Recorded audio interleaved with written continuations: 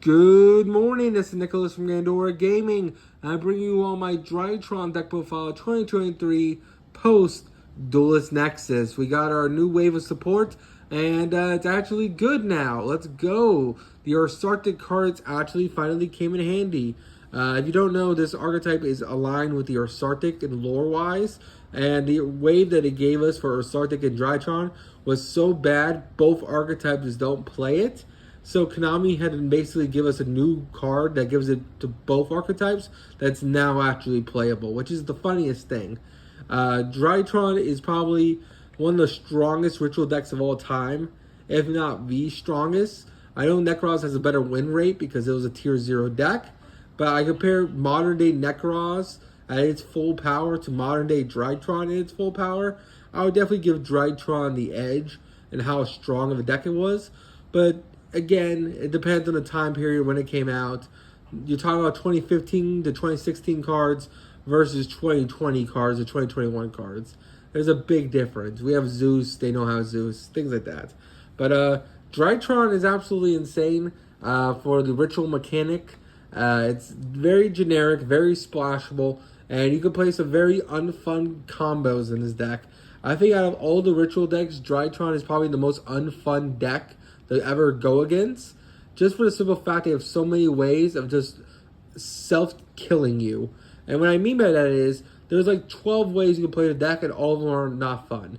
One of the builds of Drytron, which is this build, is the Herald of Ultimus or Herald of Perfection builds, where they play a whole bunch of fairies, and they had Eva, and our whole gimmick was that they just ritual summon out basically a stupid, omni-negating boss monster that literally negated like every card in their hand. And that's kind of what the gimmick of this deck is trying to do. But there's also other versions of this deck. So there's a turn skip version to this deck that play the trap card. There's also a turn skip version that's playing like the Dark Magician ritual monster. And they also have the Magic Key counter trap deck. And there's a lot of ways to build Drytron, and none of them are fun. None of them are fun to go against. But this deck got support, and this deck is a tier 2 to tier 1-ish deck. So you do have to worry about it in your locals, and that's why I'm making this deck profile to go over the deck, how it plays, and how to beat it. So let's go straight into this. So first things first, we have the boss monster. This is Drytron Meteotis Draconids. This guy is your turn 3 game killer or your turn 2 board breaker. This guy is immensely gigantic. He's 4,000 attack.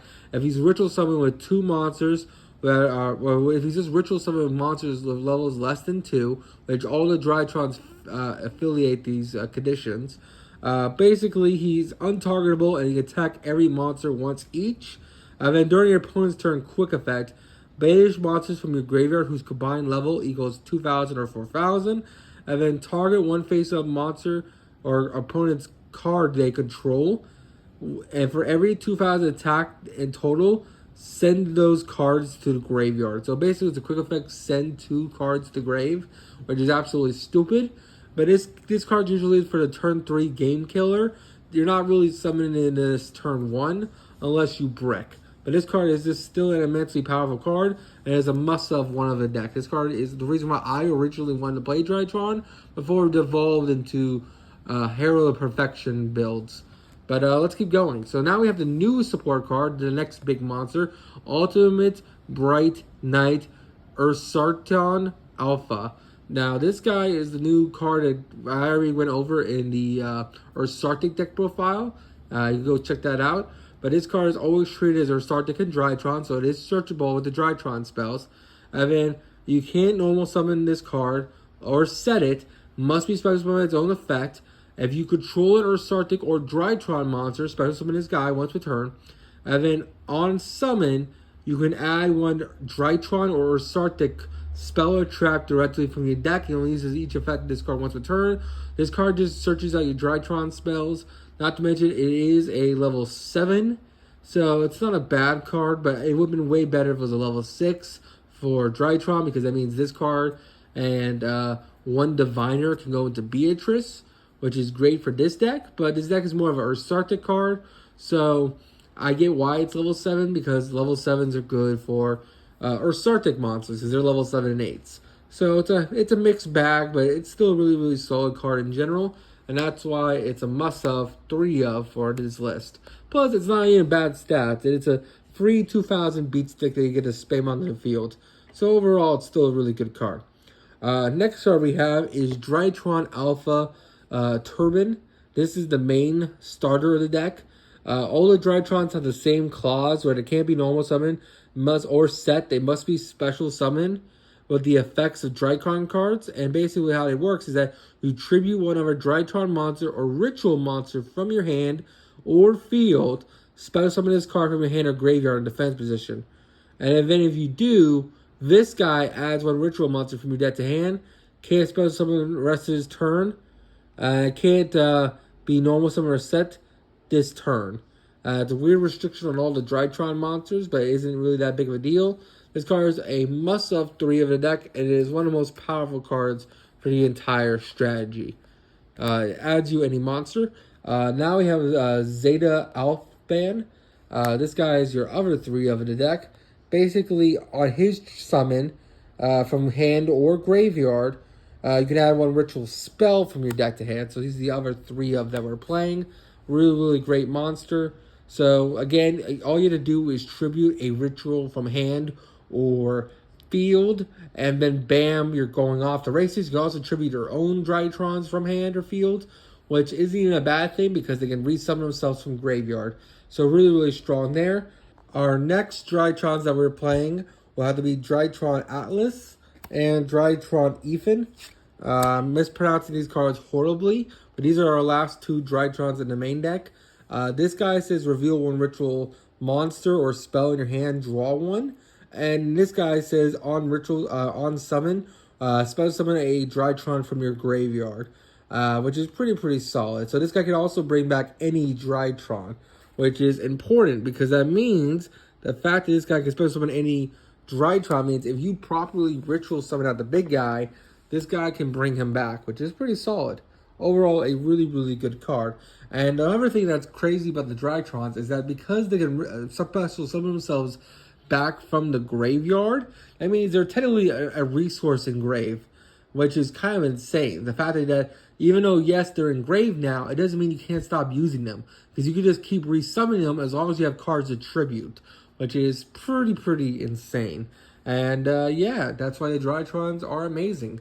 Let's go on to the fairy engine of this deck. So first things first, we have Herald of Ultimateness. Now this is the real win condition of the deck.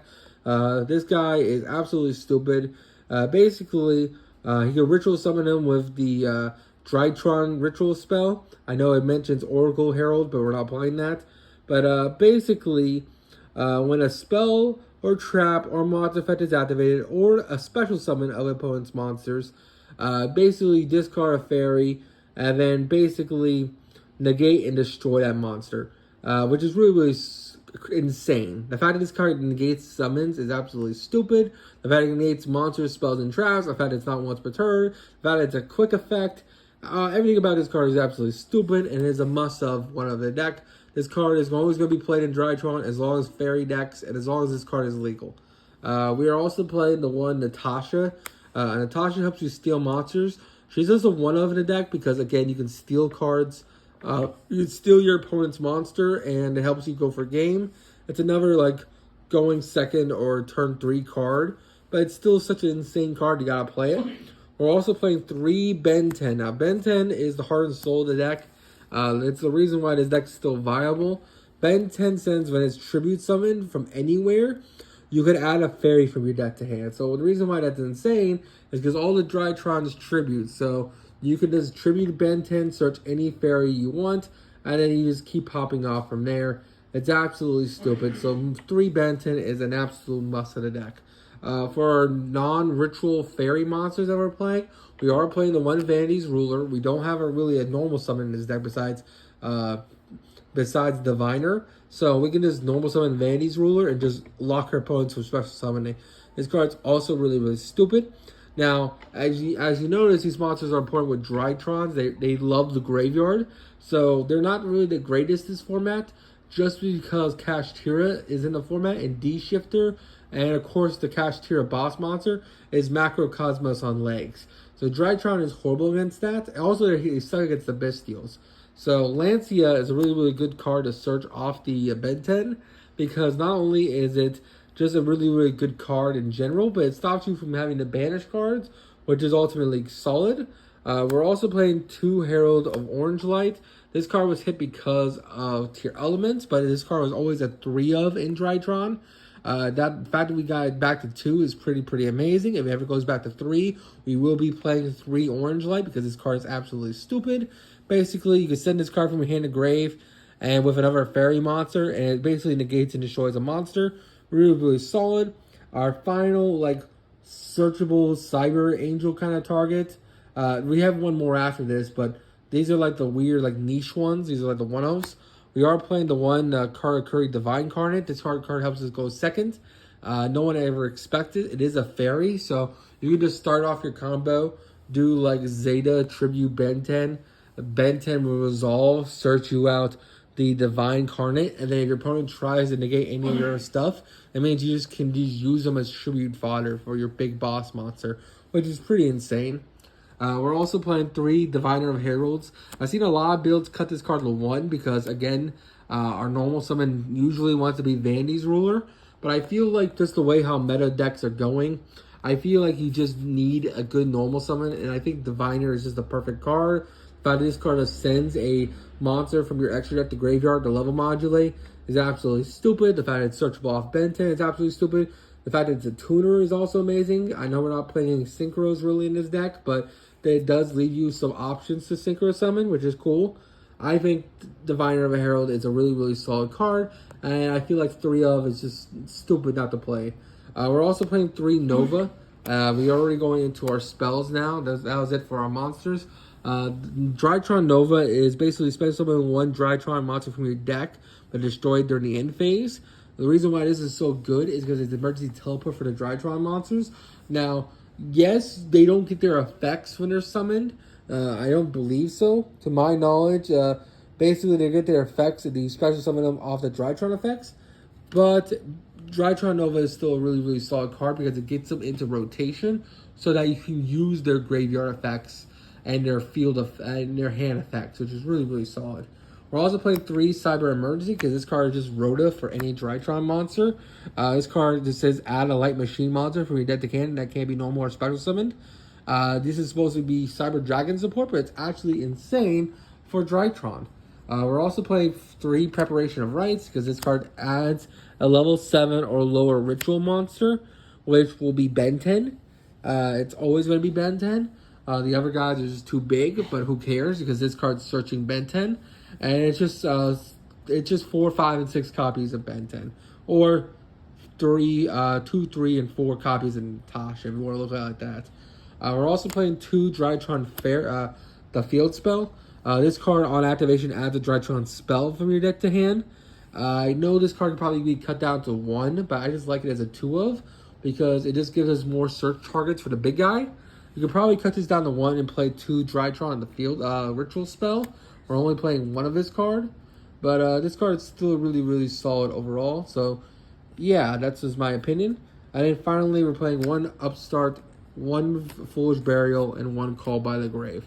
That is it for my deck profile. Let's go on to the extra deck.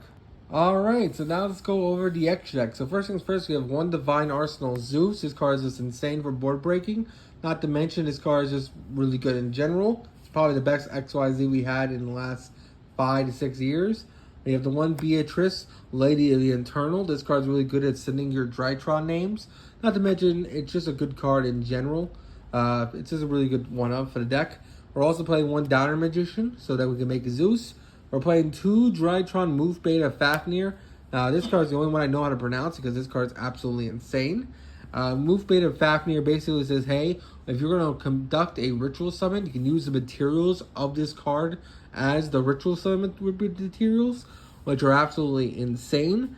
And then it also has the other effect where basically on ritual summon, or not ritual summon, on XYZ summon, you get a Foolish Burial at Drytron, which is absolutely insane because it gets you to another name. And then finally, for its third and final effect is if you control a machine ritual monster, this card is a spell and trap negate once per turn, which is absolutely insanely strong. Now, for our links, we are playing the one Boral Savage. We could be playing Access Code. I just don't have an Access Code to put in this deck, so this probably should be Access Code. The one Nightmare Unicorn, the one Nightmare Phoenix, the one Cross Sheep, because if you use the Ritual effect, you draw 2, discard 2, which you don't mind discarding the Drytrons, because again, they work in Grave. One Diana Mundo. Now, I know Diana Mundo is usually played for the old skip your turn-based decks, but I don't want to play the skip your turn-based decks. I feel like that is really, really unfair. Even though we are already playing the Vandy's Ruler and the Herald of Ultimateness, I feel like it's just even more scummy to go for turn skipping. So this card is a really good one of the Reborn Back Rituals. For our Diviner targets, we're playing one Garuda, one Entis, 2 Herald of Arclight, and the 1 Wing Pegasus. I think the Wing Pegasus is just a flex spot. I really like it. But this draws you one, this pops a card, these add a ritual spell or monster, and then this card basically says, hey, while this card's in your graveyard, if another card you control is destroyed by battle or opponent's card effect while this card's in the grave, banish it, target one card your opponent controls, shuffle it back in deck. So it's a shuffle back, which is really, really strong.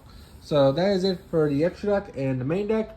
Hope you all enjoyed. Don't do anything stupid, and I'll see you all in the next one. Bye-bye.